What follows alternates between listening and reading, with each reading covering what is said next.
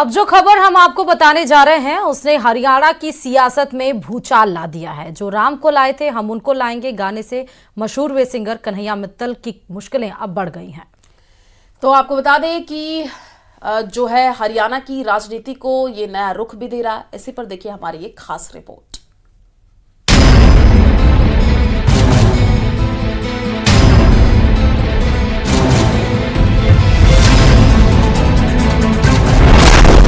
चुनाव सियासी भूचाल, कांग्रेस ज्वाइन करेंगे कन्हैया मित्तल, राम के भजन से मिली मशहूरी, अब बीजेपी से बना रहे दूरी, टिकट का खेल अब कांग्रेस से मेल।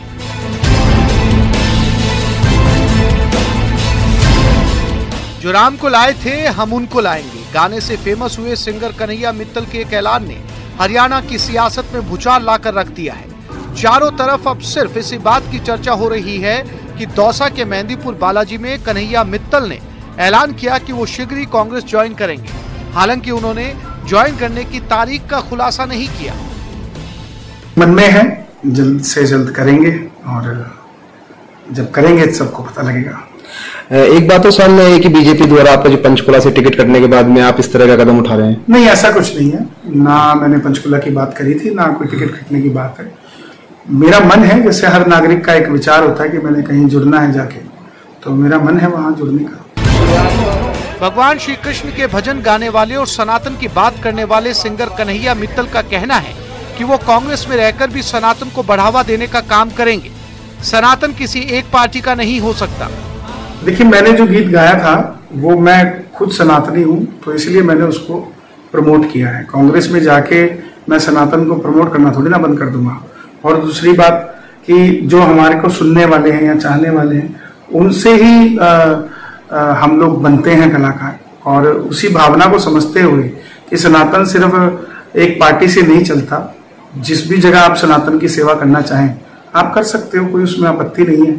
और बात रही गाने की, तो गाना मैंने भाजपा के लिए नहीं गाया, वो सनातनियों के लिए, संत के लिए और भगवे के लिए गाया। वहीं कन्हैया मित्तल को लेकर ये भी चर्चाएं हैं कि बीजेपी की तरफ से पंचकुला से टिकट नहीं मिलने से उन्हें नाराजगी है। इसी वजह से उन्होंने कांग्रेस का दामन थामा है। हालांकि उन्होंने इन बातों को सिरे से खारिज कर दिया और कहा कि टिकट को लेकर अभी किसी से कोई बात नहीं की। ऐसा कुछ मैं आपको बता नहीं सकता, और जब भी होगा जल्द से जल्द आपको पता लगेगा। बीजेपी के कुछ नेताओं से संपर्क साधने की कोशिश कर रहे होंगे कुछ नेता भी आपसे? सब हमारे मित्र हैं, भाई हैं, सबसे बात हो रही है, चलती रहती है चर्चा, अमूमन चलती रहती है बात। किसी के साथ कोई ये तो है नहीं कि हम मन मुटाव लेके फिर हम कांग्रेस को ज्वाइन कर रहे हैं। हम तो सिर्फ अपने मन की इच्छा है उसको ज्वाइन करने की, तो ज्वाइन करके काम तो करेंगे।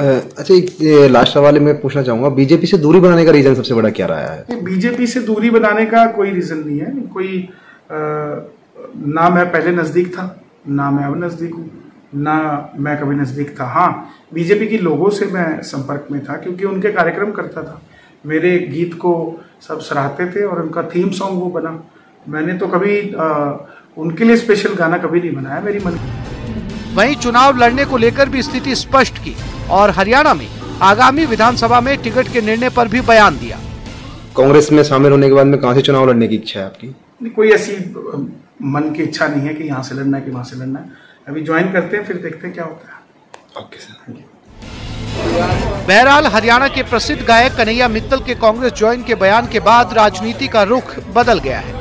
बता दें कि पिछले चुनाव में भाजपा ने कन्हैया मित्तल के गाने जो राम को लाए हैं हम उनको लाएंगे को थीम सॉन्ग बनाया था, लेकिन अब वही कांग्रेस का दामन थामने वाले हैं। दौसा से आशीष कुमार की रिपोर्ट, न्यूज़ 18 राजस्थान।